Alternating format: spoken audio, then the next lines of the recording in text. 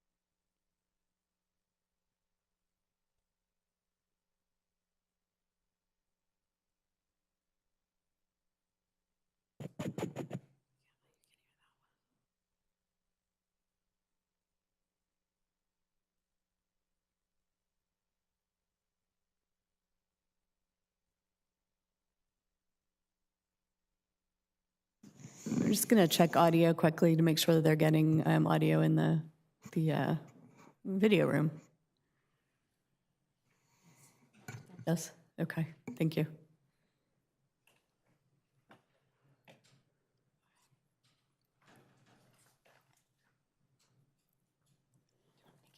Yeah. So we're going to go ahead and take attendance. Our screen isn't displaying correctly at the moment, but we'll go ahead and verbally take attendance and record the vote. Chair Walker, present. Vice Chair Tran Martin, Here. Commissioner Lieberman, Commissioner Kelly, Commissioner Perez, Here. Commissioner Castro, Here. Commissioner Abdul Rahman. Yeah. We have a quorum.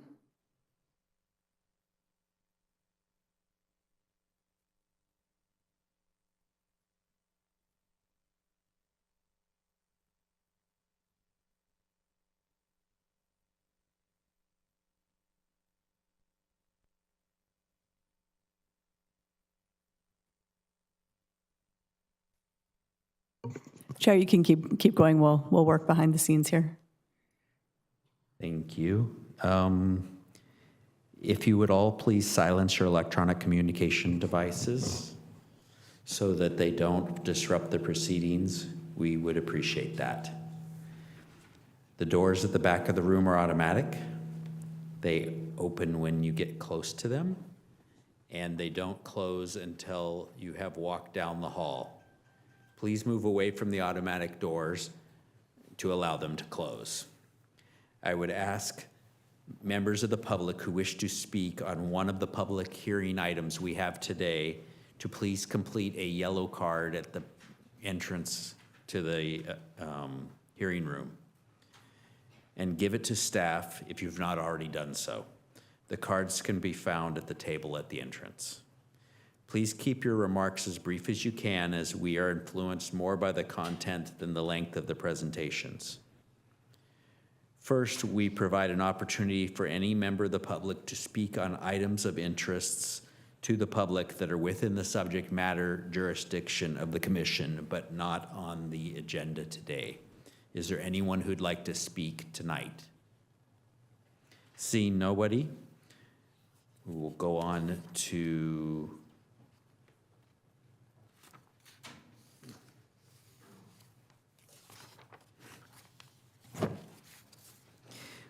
to the hearing matters. Do I need to pause on that? No, go ahead.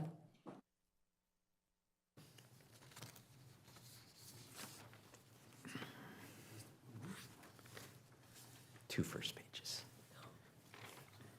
Oh, good. Thanks. Prior to beginning the public hearing, I'll ask any planning commissioners for any disclosures they wish to make regarding public hearing items on today's agenda.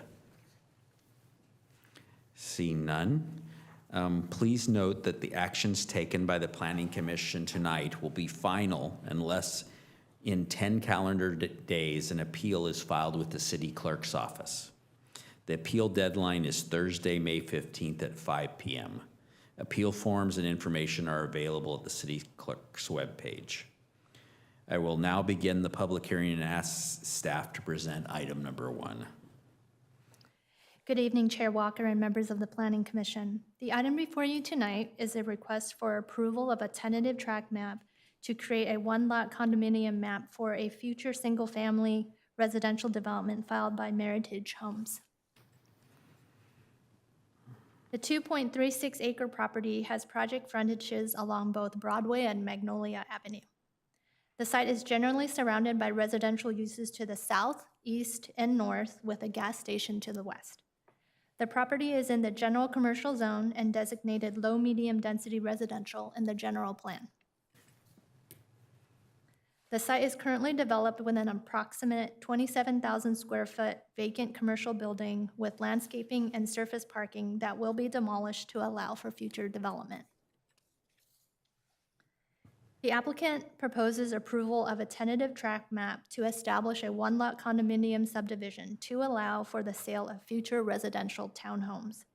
The lot meets applicable RM3 multiple family residential standards, which include a minimum lot width of 70 feet and 2,400 square feet minimum lot area, as shown in the table.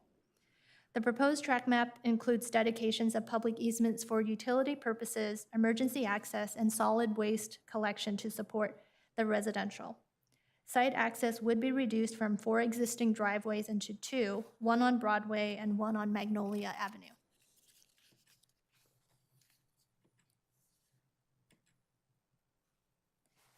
Future residential development of 53 single-family attached townhomes would be permitted by right through the building permit process and would not require any discretionary approvals.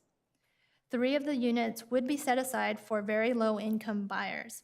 In exchange for providing on-site affordable housing, the project is eligible to use provisions of state density bonus law, which grants increased project density and waivers of certain development standards.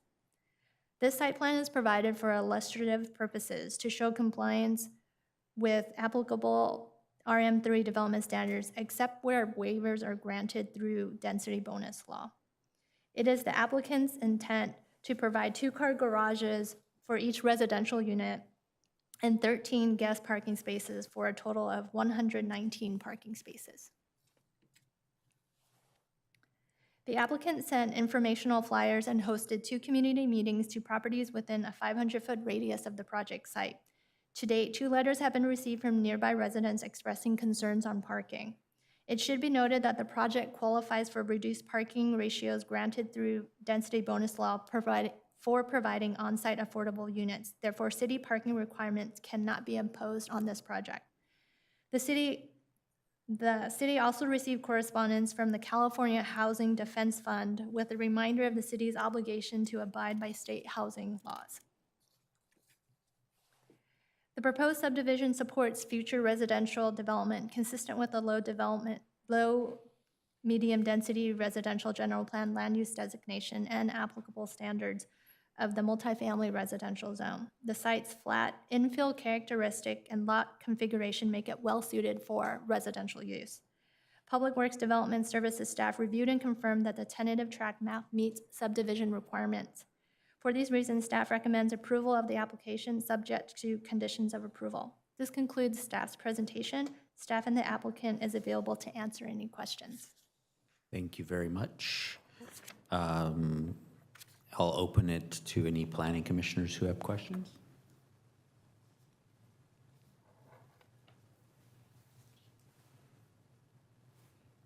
Seeing none.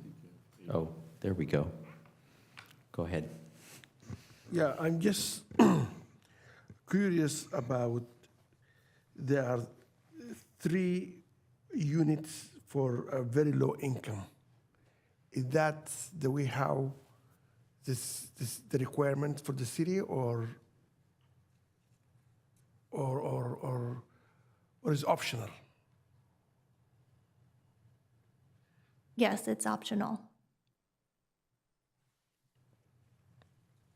Okay, then yes, thank you. Okay.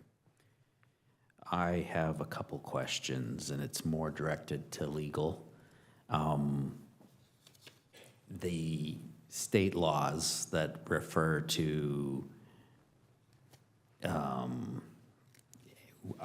they can build by right, essentially. That means we can't address parking, correct?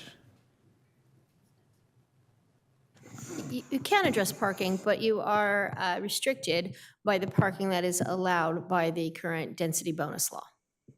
Okay, and we can't put conditions on the property that would be, In excess of what state law requires, which depends on the unit size. and really, we're here to just approve the plan, correct? We're not, Well, the plan before you, under current state law, which is both the Housing Accountability Act and state density bonus, does put parameters around the city should it not want to approve this project. If it wanted to disapprove the project, it would have to make specific findings as to an adverse public health, welfare, and safety impact.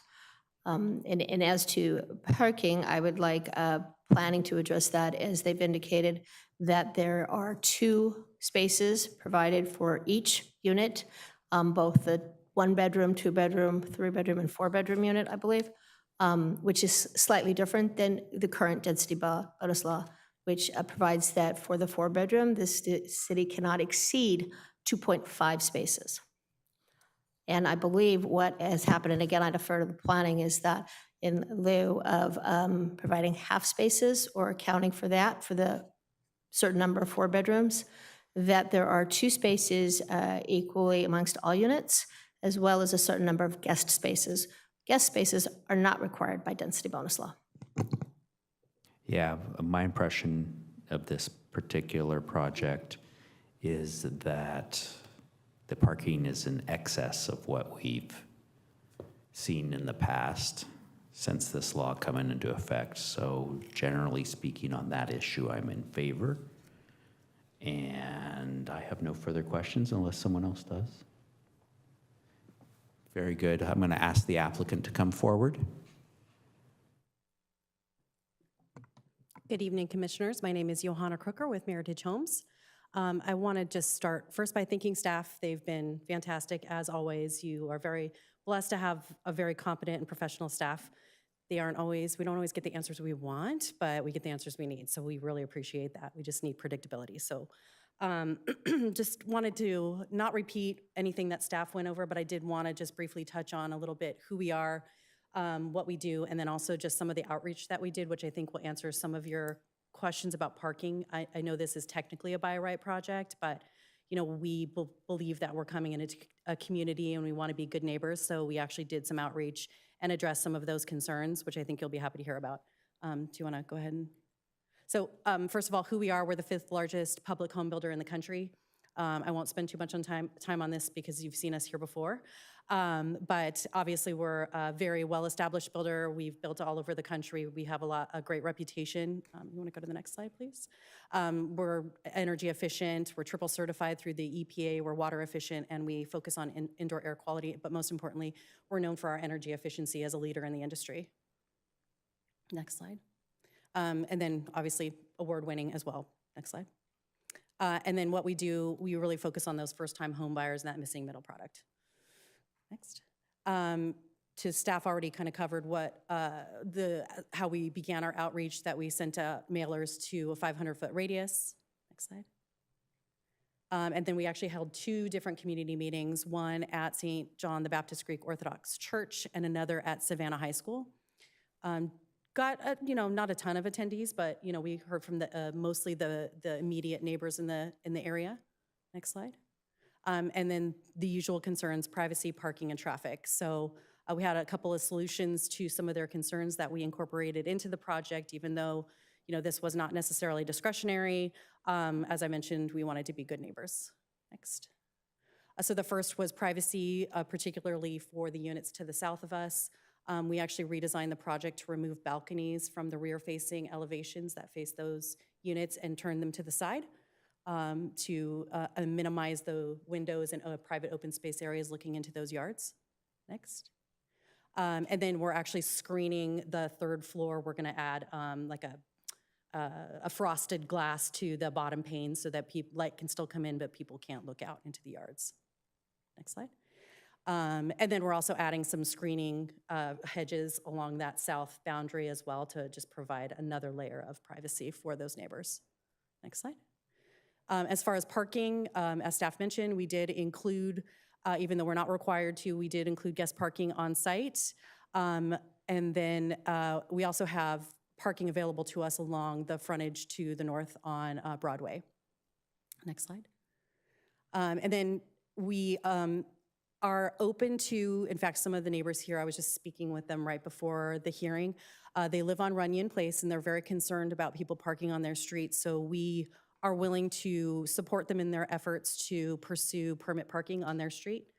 And we were amenable to staff including a condition on our project that we would not annex into that district as well, just to make sure that we aren't impacting the neighbors on those surrounding streets. So hopefully that will help appease some of them in terms of their concerns regarding parking. But we want to be, as I mentioned, great neighbors. So we're happy to support them in that effort. They obviously have to vote on that as a group, but we'll pay the fee and help them with that. Next slide. Traffic was the other one. We're actually reducing traffic. Doesn't sound like that's much of a concern here, but I just wanted to throw that slide up here. We're actually reducing traffic from what would be able to be there as a commercial use. And next slide. And these are some perspective renderings of the project, just for you to take a gander at. We've got the screen hedge in the back there, so that's what it would look like facing those units in the back. And then next slide. And this is internal to the project, some of the parking spaces and interior courtyards. Next slide. And then this is what it will look like along Broadway. And we worked actually closely with our council person on the colors as well. He had some input on the color scheme, so we made some adjustments there for that. Next. And that's what it currently looks like, so obviously it'll be a big improvement. If you have any questions, I'm here, my team is here. We're happy to answer those. Any commissioners have any questions? Commissioner Perez? I just wanted to confirm, you guys were the housing developer that did the project right here by the packing center, right? That's Okay, correct, perfect. yes. Just wanted to confirm. Yes. Got it. Thank you. Anyone else?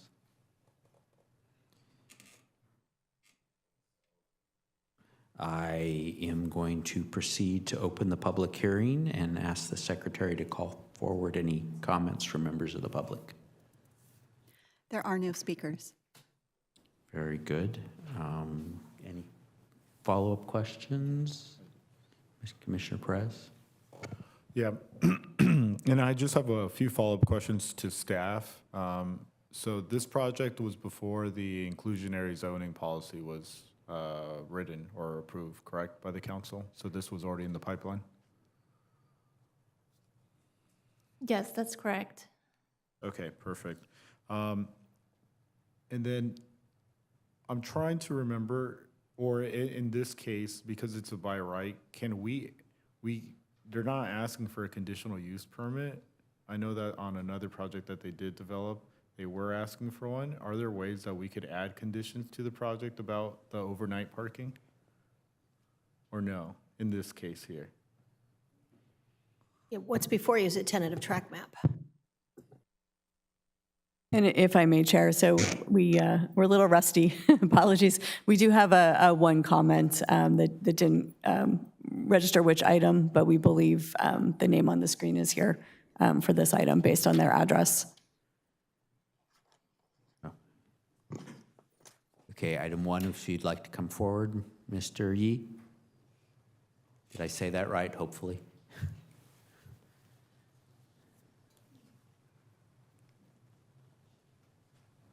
Good evening. I live right next to a project you guys are considering right now.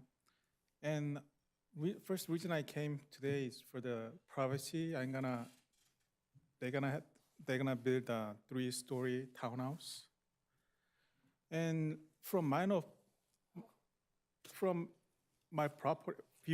property, I saw some solution. They put some kind of protection on 3rd floor.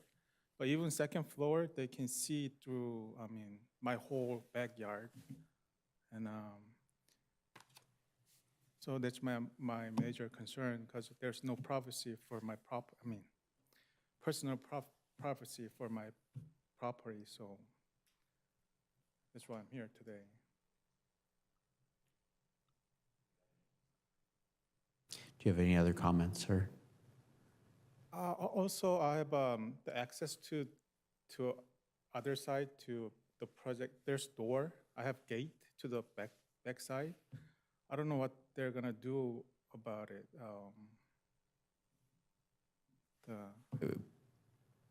Perhaps you could, I can't enter and answer questions with you, but I would suggest you talk to the builder while you're here tonight. Okay.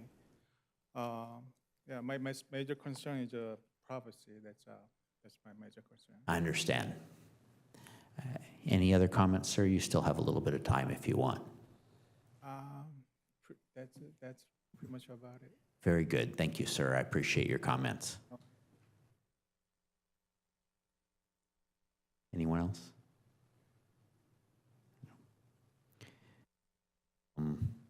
Anybody else that wants to speak?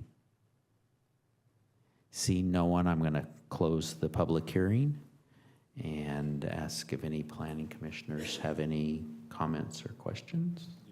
Oh, so it's on the tentative track map, right? But we don't have any conditions specifically speaking about overnight parking or anything like that, correct? No, but I do think, we do have other Yeah. laws and regulations that restrict overnight parking on public streets.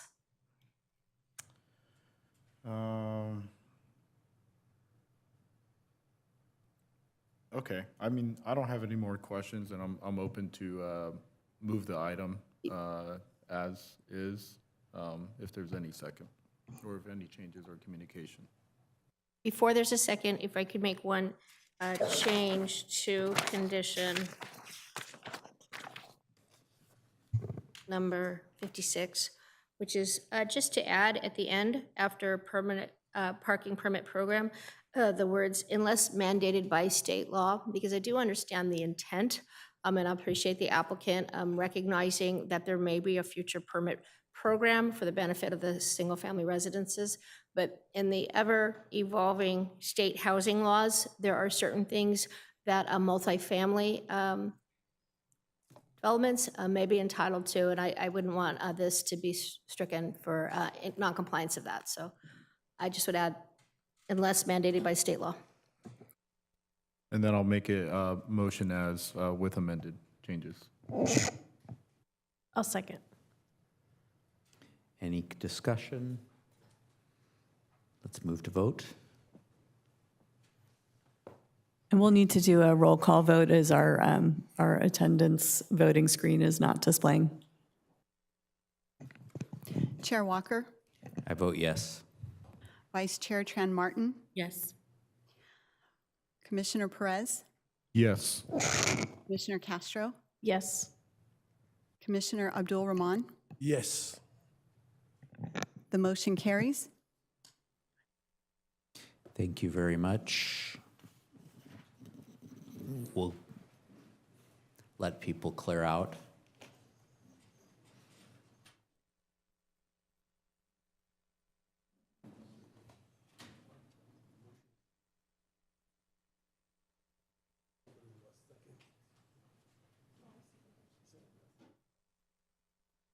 Moving on to the second item, I'll ask planning staff to present. I believe Ms. Tran is presenting again.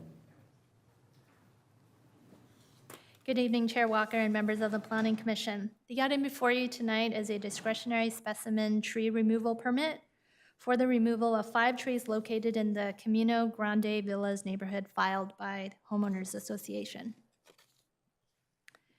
Camino Grande Villas is a residential development located in East Anaheim that is accessed from Stagecoach Road between Montefino Lane and Butterfield Lane. It is located within the RM2 multiple family residential and scenic corridor overlay zone. It is a hillside area surrounded by landscape slopes developed with 2-story attached single-family homes. Surrounding properties are also residential uses. To provide some background, the zoning code designates oak, pepper, and sycamore tree varieties as specimen trees within the scenic corridor overlay zone, which require obtaining a specimen tree removal permit before such trees are removed. An arborist report is required to be submitted to confirm that removal meets one of the established criteria. Normally, this permit is reviewed and approved administratively by city staff. However, the zoning code requires planning commission approval when specimen trees are removed prior to obtaining city approval. Removed specimen trees are to be replaced at a ratio based on circumference of the removed tree with a 36-inch box tree unless sizing is not feasible based on site characteristics. Replacement tree species must be selected from a list provided in the code.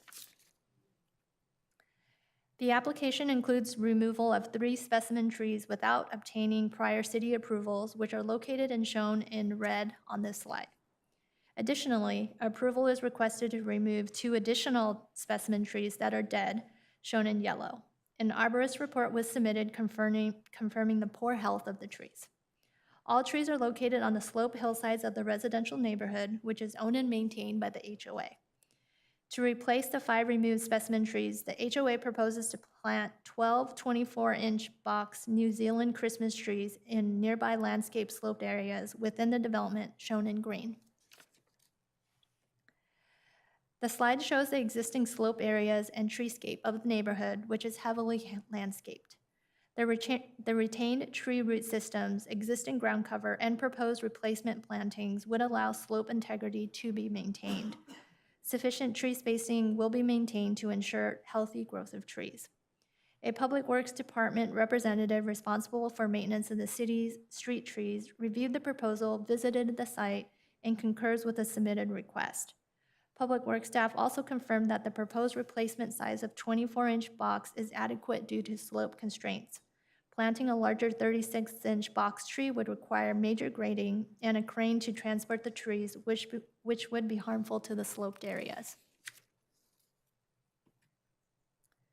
The application requests for removal of 5 specimen trees from the Camino Grande Villas neighborhood.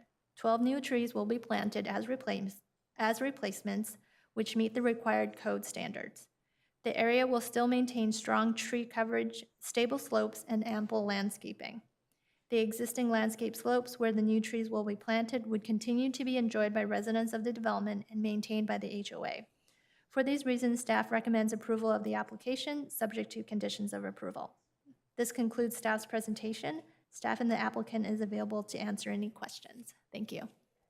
Thank you. Any planning commissioners have any questions? Then I will open the public hearing. Is the applicant present? You want to come forward, sir? Do you have anything you want to say? No, I don't really have any additional. Okay. Does anybody want to ask the applicant questions? No. Thank you, sir. I appreciate you coming here tonight. I'm going to open the public hearing and ask that nobody. Okay. Does anyone wish to speak on this item? Seeing no one, I'm going to close the public hearing. Any follow-up questions? Any motions? I'll make the motion to approve. I second. Very good. Further discussion? Let's vote. Chair Walker, Aye. Vice Chair Tran Martin, Aye. Commissioner Perez, Yes. Commissioner Castro, Yes. Commissioner Abdul Rahman. Aye. 5 yes votes, the motion carries. Thank you very much. Thank you, Ms. Tran. Any updates? For our next planning commission on May 19th, we do have 3 items. We have 2 indoor recreation uses, separate applications, but one of them is for an indoor trampoline recreation facility. One is for indoor golf training facility. And we also have an expansion requested for an existing animal boarding facility to allow for an outdoor patio. City Council coming up on May 13th. We do have the tobacco ordinance and the general plan update adoption going to City Council. those are the only updates that I have tonight. Any planning commissioner updates? Very good. I believe we're adjourned. Thank you very much, everyone.